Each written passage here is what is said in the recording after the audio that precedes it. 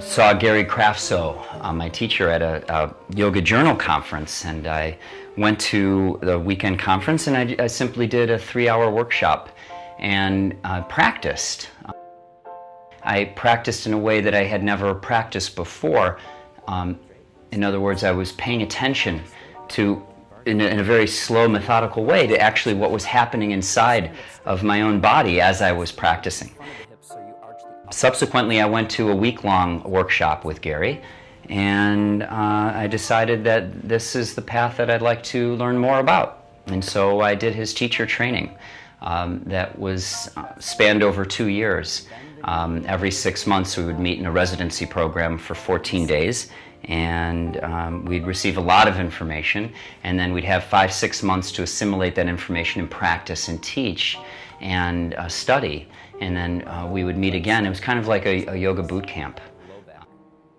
You know, in my class, you'll find a particular way that we work, where it's the students' time. And so I'm always open to taking suggestions from the students in terms of what they'd like to work on, whether it's a particular body part or area or particular posture, or energetically they want to work in a particular direction, or they want to incorporate some type of adaptation or variation into a practice. I'd like to, I try to assimilate that in any way that I can.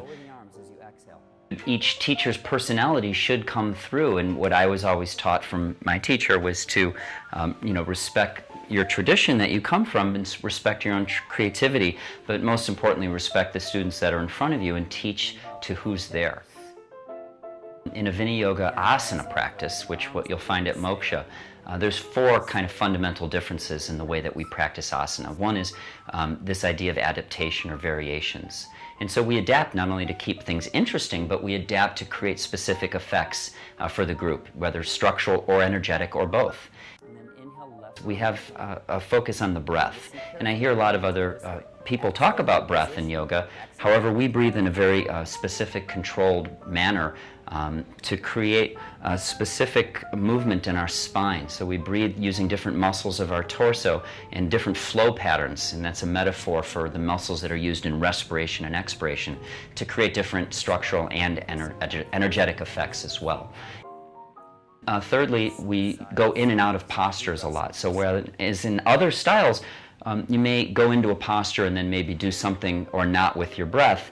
I'm kind of doing a lateral bend here. We'll go in and out of postures in what we call different patterns of repetition and stay. So going into a pose, staying 1 breath, coming out, going into a pose, staying 2 breaths, going out, or going in and out 3 times, staying 3 breaths are all going to have a different effect. And then finally is this idea of sequencing, is we sequence in a very intelligent way to prepare and to compensate for different postures, to help create an intelligent, efficient, mostly effective, and even elegant sequence for our students. What is that? This is a professional football autographed by Matt Forte. He's having a great comeback year. Actually, a little story behind this.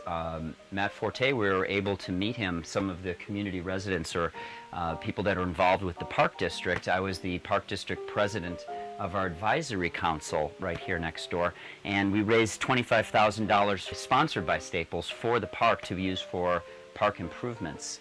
And we won this contest, and we were actually able to go on and raise almost $500,000, and then the state legislature matched those funds, and we were able to build a new playground right behind our house here for the kids.